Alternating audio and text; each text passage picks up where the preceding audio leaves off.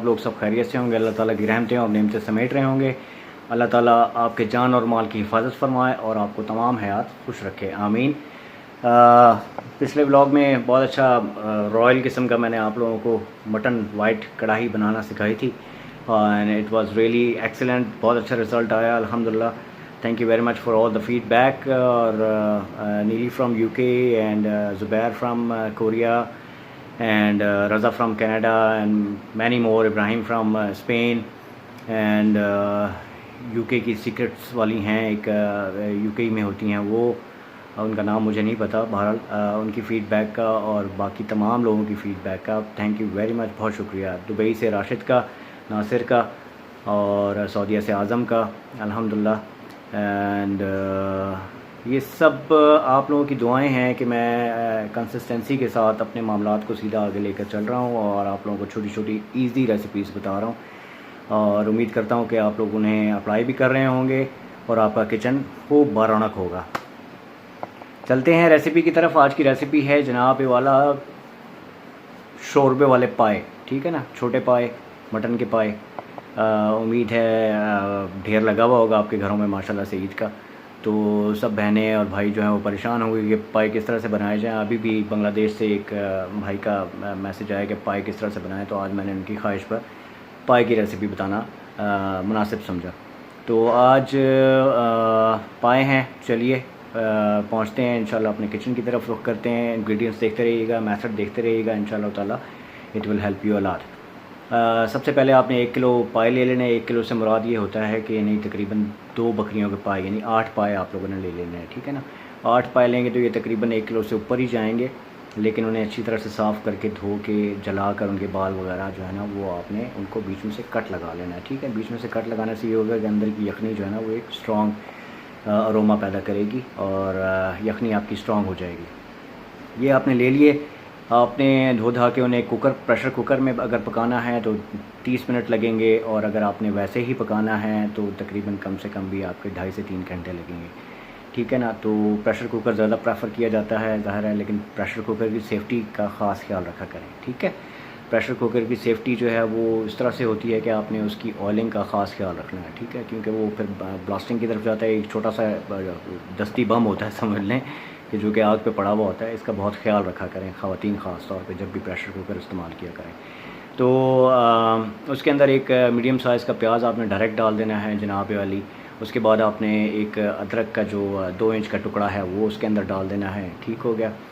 3 sticks दालचीनी डाल देनी है, 6 अदद लौंग डाल देने हैं, काली मिर्च 1 टेबल स्पून आपने वो डाल देना है, ठीक है। और उसके बाद आपने उसके अंदर खुश धनिया वो डाल देना है 1 टेबल स्पून। और जावित्री अगर आपको कहीं से मिल जाए तो जावित्री जो है ना वो आधा टीस्पून काफ़ी होता है। जायफल ना डालिएगा क्योंकि कड़वा हो जाता है। जावित्री जो है वो खुशबू देगी, तो जावित्री डाल दीजिएगा उसके अंदर आधा टीस्पून। और उसके बाद फिर आपने उसके अंदर हरी इलायची 5 अदद डालनी है, वो उसके अंदर डाल दीजिएगा। काली इलायची जो है, बड़ी इलायची होती है, वो 3 अदद या 4 अदद आप उसके अंदर डाल सकते हैं ताकि उसकी स्मेल को वो ख़त्म कर दें।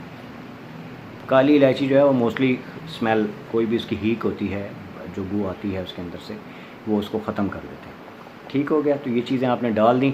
उसके अंदर आपने कम से कम भी 1.5 लीटर पानी डालना है, ठीक है ना, क्योंकि 1 किलो है आपका तो 1.5 किलो पानी उसके अंदर जाएगा। कुकर में आप बना रहे हैं उसको तो यखनी आपकी कहीं नहीं जाएगी, यखनी अपनी जगह पे रहेगी।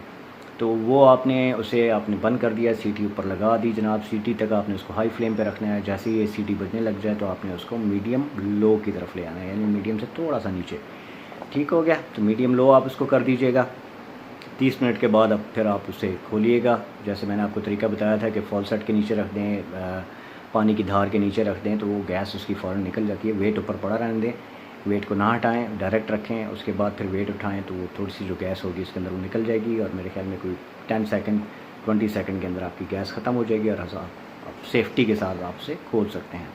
वो आपने खोल लिया। उसके बाद फिर आपने उसके अंदर से जितने भी पाए हैं वो निकाल के अलग कर लेने हैं और जो यखनी इसका शोरबा बना है उसे आपने छान लेना है, ठीक हो गया। उसके बाद आपने उसको छान लिया।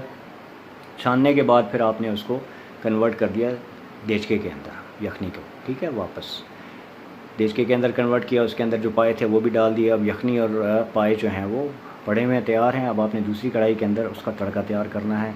तड़का तैयार करने के लिए आपने कुछ भी नहीं करना है, सिर्फ 1.5 कप जो है वो ऑयल लेना है।